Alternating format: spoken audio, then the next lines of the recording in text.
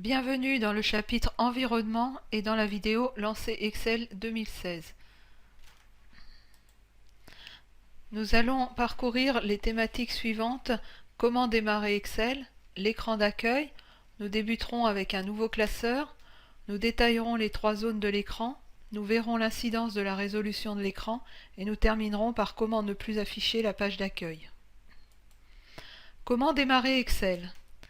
Donc dans Windows 10, cliquez sur le menu Démarrer, puis Toutes les applications, puis recherchez l'application Excel 2016 dans la liste des applications. Cliquez sur le lien. À ce stade de l'installation d'Excel, le seul lien pour accéder à Excel est dans toutes les applications. Vous pourrez créer des raccourcis soit sur le bureau, soit dans la barre de tâches pour faciliter l'accès à Excel.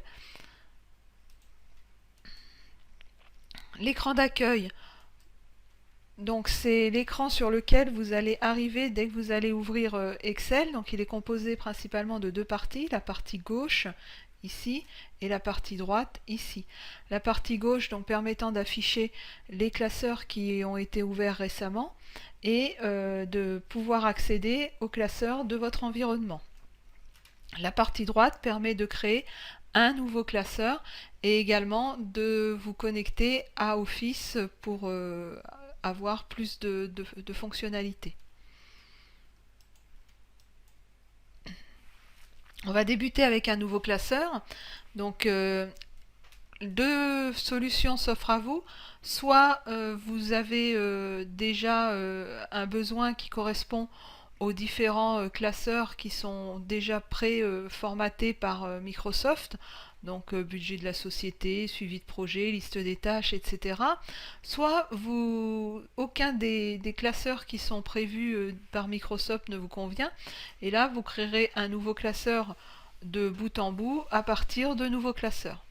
Donc si je prends l'exemple d'un classeur qui va me permettre de faire une liste des tâches simples, donc je crée ce classeur.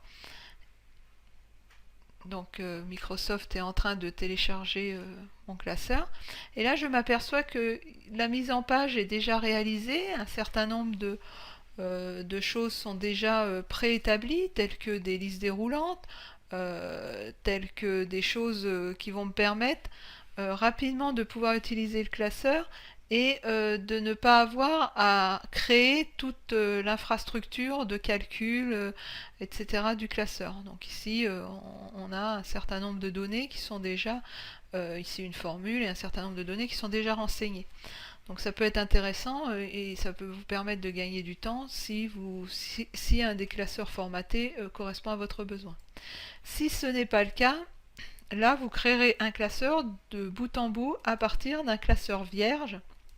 Et donc pour ce faire, vous allez ouvrir un nouveau classeur donc qui ne comportera aucune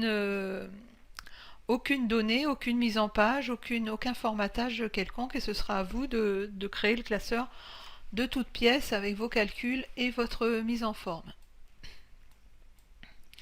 Donc nous allons détailler les zones de l'écran. Donc Excel comporte 3 zones principales. La zone supérieure ici délimitée en fait par cette zone, donc verte et grise. La zone médiane ici et la zone du bas ici tout en bas de l'écran. Donc la zone du haut, elle distingue plusieurs parties. Donc la première ici qui est la barre d'outils d'accès rapide, donc qui permet ici de mettre des outils que vous utilisez fréquemment. Donc ici sont déjà préenregistrés, donc enregistrés, l'annulation d'une tâche et le rétablissement d'une tâche. Vous pouvez personnaliser la barre d'accès rapide ici à l'aide de ce petit menu. La partie centrale donc avec le titre du classeur et la partie de droite supérieure donc qui permet de réduire la fenêtre, de l'agrandir, de fermer Excel et également d'agir sur le ruban avec ce menu concernant l'affichage du ruban.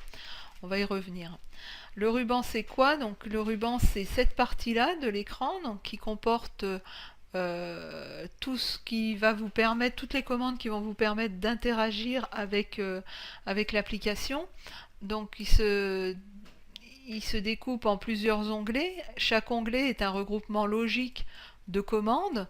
Euh, un onglet est composé également de groupes de commandes, donc qui sont aussi un regroupement logique de commandes. Donc ici, concernant la police, toutes les commandes qui concernent la police sont dans ce groupe.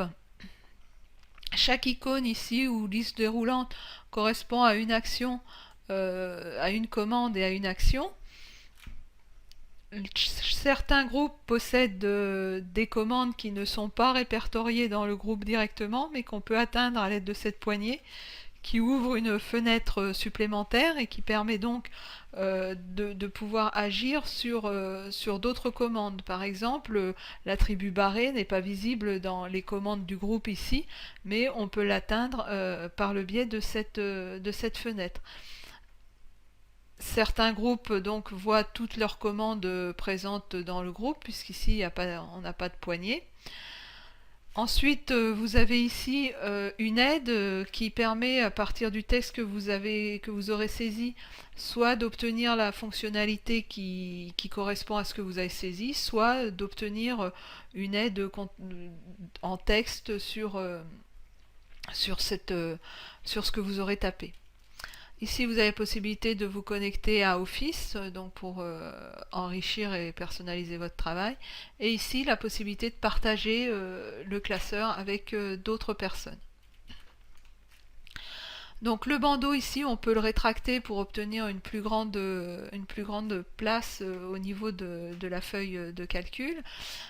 Pour le rétablir l'affichage du ruban, donc il suffit de cliquer ici sur l'utilitaire d'affichage, et là donc on a soit masqué automatiquement le ruban, soit affiché les onglets, soit affiché les onglets et les commandes. Donc pour rétablir notre ruban, on clique sur afficher les onglets et les commandes. La partie médiane donc est composée de la zone de nom. Donc la zone de nom permet d'afficher le nom de la cellule qui est sélectionnée. Donc ici la cellule B3, ici la cellule A2. La barre de formule qui permet de saisir soit du texte, soit des nombres, soit des formules de calcul ou des fonctions. Ici la zone de feuille, donc une feuille c'est un ensemble de cellules, chaque cellule est référencée par la colonne et la ligne, l'intersection d'une colonne et d'une ligne, donc ici la cellule C2, la cellule C5, la cellule E3. Je peux saisir du libellé dans chacune des cellules. La scroll bar verticale et la scroll bar horizontale permettent de se déplacer dans la feuille de calcul et donc de visualiser l'ensemble de la feuille de calcul. La barre du bas ici, vous avez les petits boutons qui permettent de se déplacer d'une feuille à une autre. Ici, vous avez le nom de la feuille. Vous avez accès à la création d'une nouvelle feuille par le petit plus. Ici, vous avez une petite poignée qui vous permet d'agrandir ou de rétrécir la scroll bar horizontale.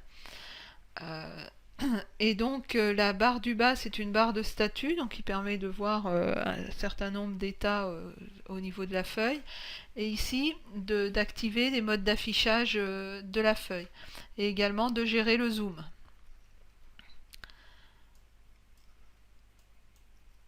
Alors l'incidence de la résolution de l'écran sur Excel. Si je modifie la résolution de l'écran et qu'en fait je modifie ici la taille de ma fenêtre, les icônes au niveau du ruban ne vont plus avoir le même aspect. Les icônes ici qui étaient classées horizontalement sont classées verticalement, d'autres icônes ont disparu au profit du groupe. Donc ça c'est un phénomène qui peut se produire quand vous aurez des résolutions d'écran qui ne permettent pas d'afficher tous les boutons de commande. Pour retrouver vos boutons de commande, il suffit de cliquer sur la petite flèche et vous retrouvez en fait l'aspect de votre groupe tel qu'il était dans une autre résolution. Donc je vais revenir à la résolution optimum et donc vous voyez que mes boutons réapparaissent ici dans mon écran. Comment ne plus afficher la page d'accueil? Alors, vous avez pu voir que à chaque ouverture d'Excel, en fait, cette page d'accueil s'affiche. Et il est peut-être gênant, sachant qu'on n'aura pas besoin d'utiliser les formats proposés par Microsoft, il est peut-être gênant de systématiquement passer par cette étape. Donc vous pouvez tout à fait supprimer cette étape en allant dans Options, puis en décochant ici, afficher l'écran de démarrage au lancement de cette application. Dorénavant, une fois que vous avez cliqué sur OK, vous arriverez directement sur un nouveau classeur quand vous ouvrirez Excel et plus sur la page d'accueil. Alors vous pourrez tout à fait retrouver la page d'accueil en faisant fichier nouveau, et là vous pouvez reprendre la page d'accueil et pouvoir choisir un fichier déjà formaté.